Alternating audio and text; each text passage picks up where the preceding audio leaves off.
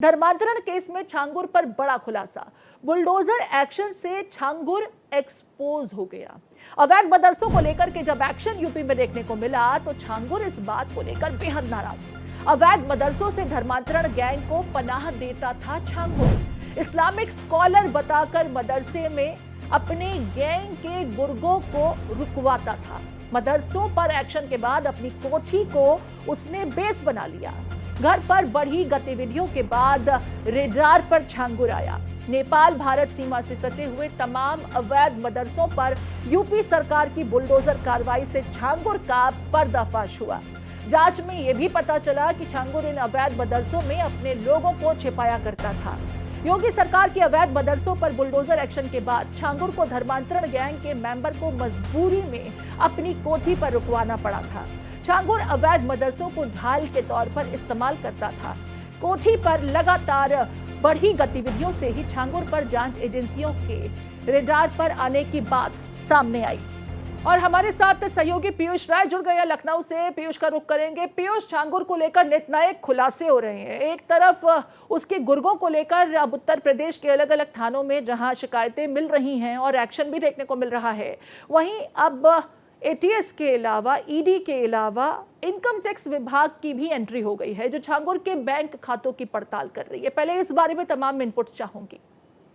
जी, अभी बीते दिनों जो जिस तरीके से गतिविधियां चल रही हैं, आपको पता होगा कि 700 करोड़ का एक साइबर क्राइम का खुलासा किया गया था। उसी से जुड़ा हुआ एक गुर्गा जो है ये छांगुर के साथ भी है, क्योंकि 100 बैंक खातों में लगभग 50 करोड़ के आसपास की ट्रांजैक्शन की बात कही जा रही है। वो एक तरीके से किसी ना किसी माध्यम से ये अन्य लोगों तक पहुंचाते थे जो भारत में ही है, और वो उनके माध्यम से पाकिस्तान तक वो फंडिंग पहुंचाने का काम करते थे।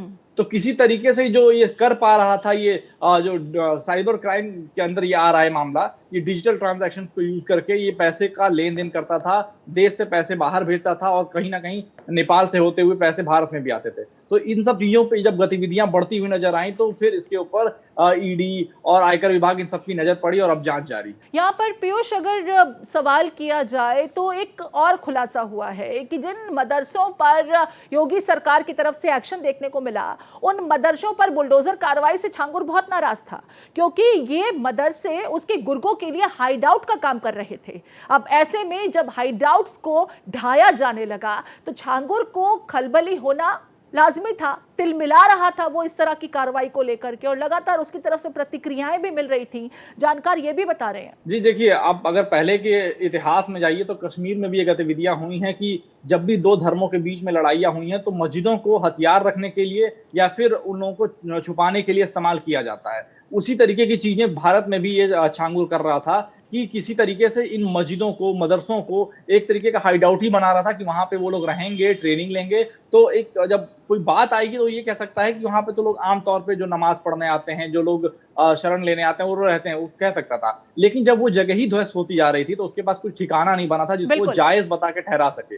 तो अब उसने अपने बड़े से आलीशान कोठी को ही ठिकाना बना दिया, ट्रेनिंग कैंप बना दिया, वहां पे ब्रेन वॉशिंग करता भी था, करना सिखाता भी था और वहीं पे सारी डीलिंग्स करता था। तो और लोगों को लगता था कि कहीं दूर बलरामपुर में एक गांव में एक कोठी, किसी कुछ पता नहीं चलेगा। लेकिन जब गतिविधियां बढ़ी, आना जाना हुआ, रहना हुआ, कुछ महिलाएं जो पीड़ित थी वो सामने आने लगी, और हालांकि इसके ऊपर छांगुर के ऊपर नजर बहुत समय से थी एजेंसियों की। जब गतिविधियां बढ़ती हुई देखी और जो ट्रांजैक्शंस बढ़ते हुए देखे और सारे इशारे इसकी तरफ ही कर रहे थे, ठीक है, बने रहिए यहाँ पर। पीयूष, अपने दर्शकों को एक और अपडेट दे देते हैं। मेरठ में धर्मांतरण के मामले में केस दर्ज किया गया है।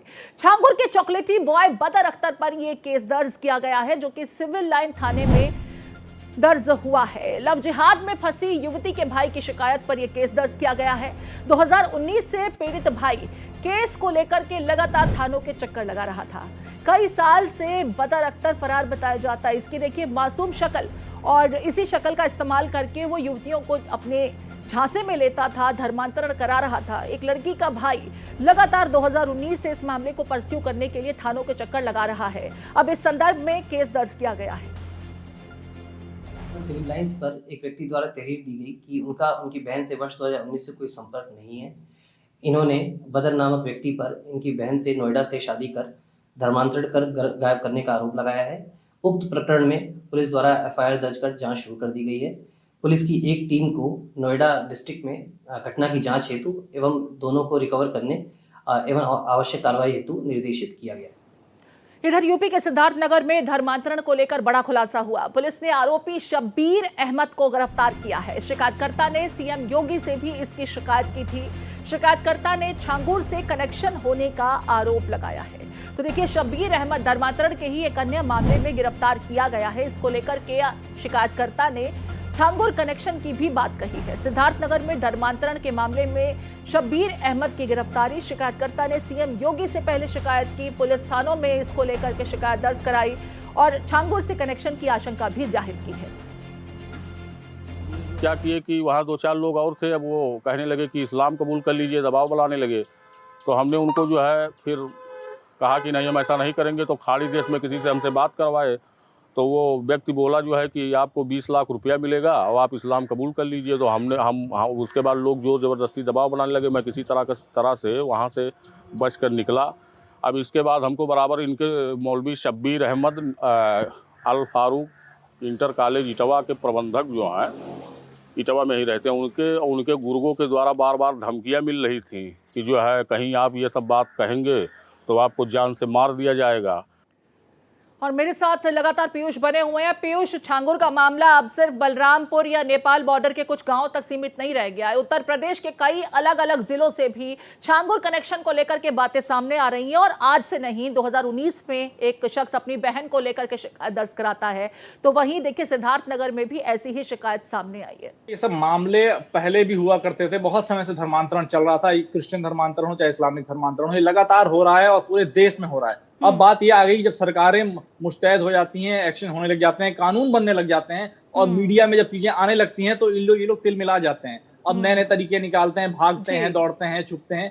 तो फिर इन लोग के ऊपर जांच होने लग जाती है। इनकी चीजें एक एक करके परते दर परते खुलने लग जाती हैं। अब जैसे कि आपको मैंने अभी आगरा में जो चीजें घटनाएं हुई, उसमें भी एक जो पूरा गैंग, फ्रेश गैंग पकड़ा गया है, उसके भी कहीं ना कहीं कनेक्शन जुड़े हैं, क्योंकि पैटर्न सेम है। वो क्या करता था, जो जिन लड़कियों को ब्रेन वॉश करके धर्मांतरण कराता था, उसका एक तरीका था कि उन्हीं में से कुछ लड़कियों को वो अपने गिरोह में भी शामिल कर लेता था लालच देके। बिल्कुल, और ऐसे बड़े खुलासे हो रहे हैं जिसके बाद प्रशासन को ये समझना होगा कि जहां से भी इस संदर्भ में शिकायतें आती हैं उसे हल्के में न लिया जाए, संजीदगी से लिया जाए, क्योंकि इसी तरह का सिंडिकेट फिर और मजबूत होता जाता है। अगर पुलिस शुरुआती कंप्लेंट पर ही कार्रवाई कर ले तो इनकी जड़ें मजबूत ना हो। बहुत शुक्रिया पीयूष, तमाम जानकारी साझा करने के लिए।